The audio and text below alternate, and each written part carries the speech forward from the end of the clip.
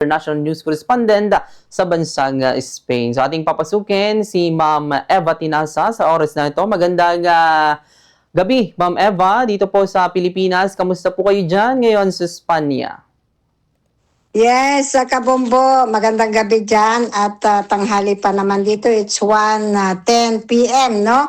Ng tanghali. So, eto Kabombo, medyo mainit na balita no sa nangyayari dito sa parte ng Espanya, lalo na malapit na po kami, 1 oras na lang yung pagitan dito sa sentro ng Madrid at saka outside no dahil sa fire no yung sunog na nangyayari. Grabe at naamoy na namin na umuubo na nga ako sa usok no Kabombo dahil siyempre nandito ako sa work ko. Mataas yung ano dito, yung bahay ng amo ko. Siyempre, yung usok talaga na ano namin po, no, Kabombo. Yes, Ma'am Eva. Ma'am Eva, itong wildfire, so, parang ilang araw na po ito na talagang nararanasan dyan po sa Espanya. Sa ngayon, Ma'am, meron pa bang mga apoy o may mga ilan na bang parte ang talagang patuloy na naaapula? Until now, no, Kabombo Oliver, hanggang ngayon na hindi pa nila na yung apoy dahil sobrang padami na sobra na eh. Kasi hindi na sila magtatawag dito ng eroplano na siya mismo ay magdidilig galing sa magbubuhos na ng tubig. Dito na sa taas yan, 4 na eroplano daw na gagamitin dahil hindi na kaya kasi yung bombero na po dito sa baba dahil sa sobra ng dami na naapektuhan na Kabombo Oliver. Yes, ma'am. Ma'am, sa lawak nito, mayroon po ba kayong mga impormasyon kung gaano nakalawak at inaasahan pa bang dadami itong acres ng nasabing lawak ng apoy? Hindi ko masabi kasi more than 1 week na, no? Bombo Oliver yung nag-umpisa, last week pa yan, no? Maabot na ng 2 linggo sa nung pang nag-start nga ng champion, may sunog na yan eh. Tapos na ang champion, nandiyan pa rin po ng sunog, kaya grabe kasi biruin mo yung sabi yung boss ko na nasa 45,000 evacuation. So yung mga tao pupunta muna sila sa kung saan po yung campingan dito, yung kung saan nagkakamping ng mga tao. So doon sila mag-stay kasi wala na, ang daming bahay na talagang nasira, mga kotse nila nadadamay. So yung una may nawala po ng buhay, no, Kabombo, pero sa ngayon inahanap pa nila kung sino yung mga nawalan ng buhay, kung ano yung kasi yung kataon po, no, Kabombo Oliver, na wala yung mga resident dito dahil sa holiday, walang pasok, so nasa ibang lugar po sila, Kabombo Oliver. Yes, Ma'am Eva.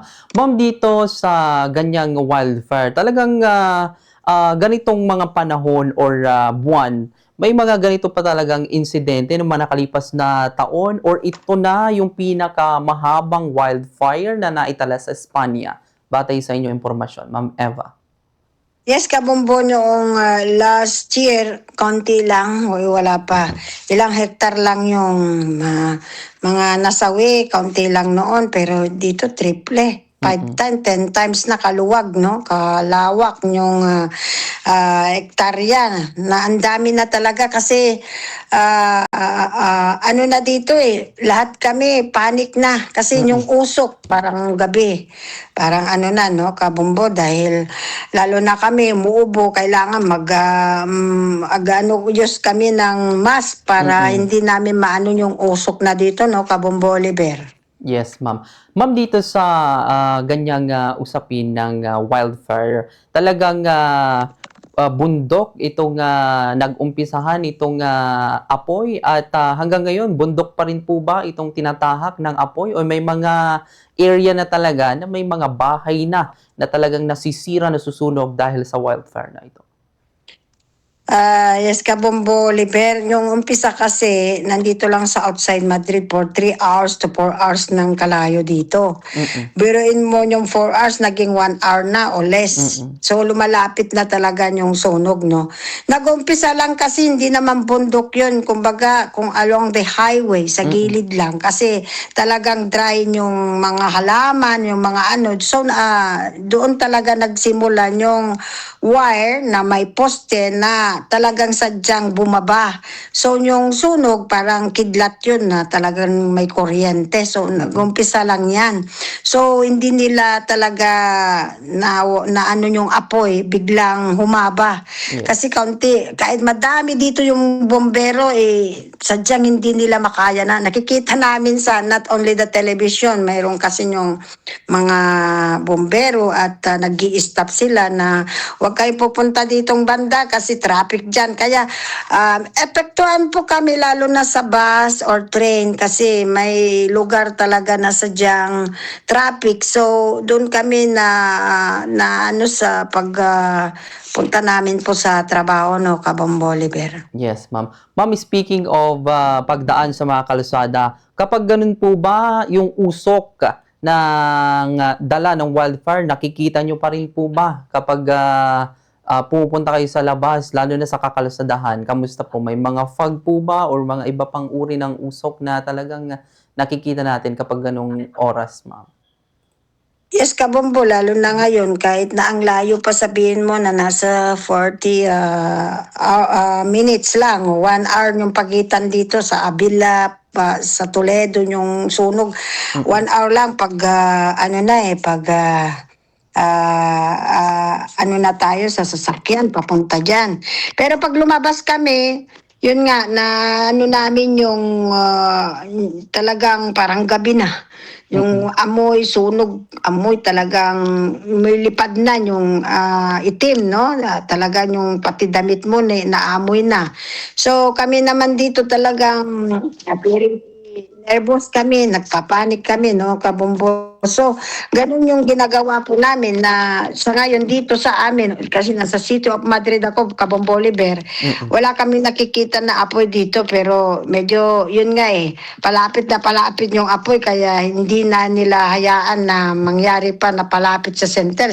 Siyempre, dito sa Madrid talaga, City of Madrid, madaming wire, madaming Mm. electric. So, saglit lang yan na ano yun nung apoy, no, Kabombo Oliver. Kaya ang ginagawa nila, kaya nag-rescue sila ng 4 na eroplano at saka helicopter, Yes. sadyang magtulungan. Hindi naman nila siguro hayaan na maging matagal pa tong apoy, no, Kabombo Oliver. Yes, ma'am. May mga ilang bansa na po ba na tumutulong dito, ma'am, sa ganitong sitwasyon, kagaya ng France or Italy? Sa ngayon dito pa yung kagrabe na yearly yata nangyayari itong wildfire, no, Kabombo Oliver.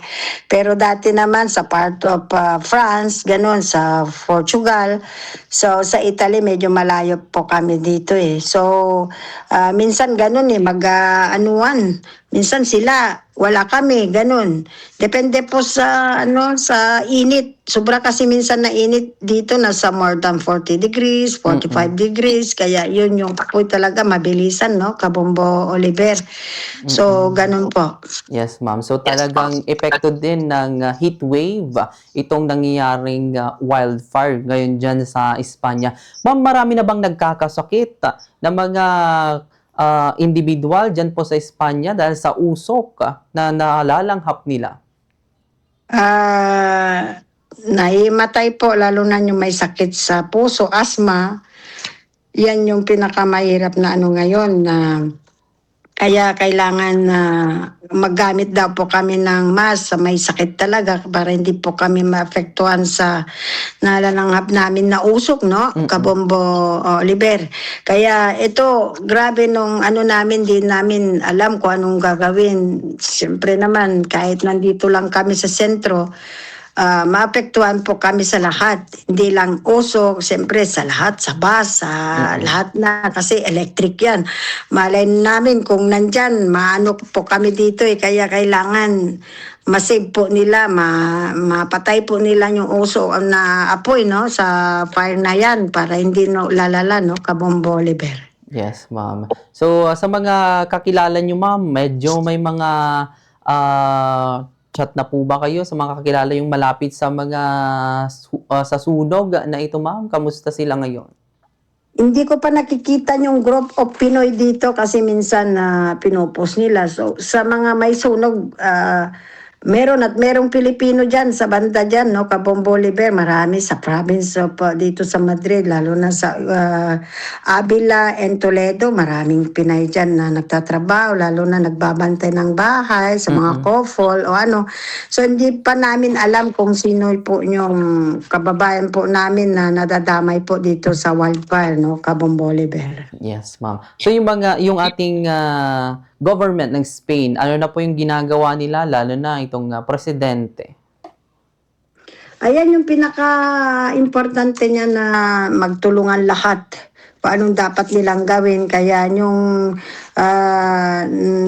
nasasabi po sa mga dito sa mga Spanish, no, na talagang sadyang nag-rescue na sila talaga na kung anong dapat nilang gawin kasi wala na hindi na ano to, hindi na nakakatawa, hindi na pang-ordinary na ano to, nung wildfire na to talagang sobrang grabe na.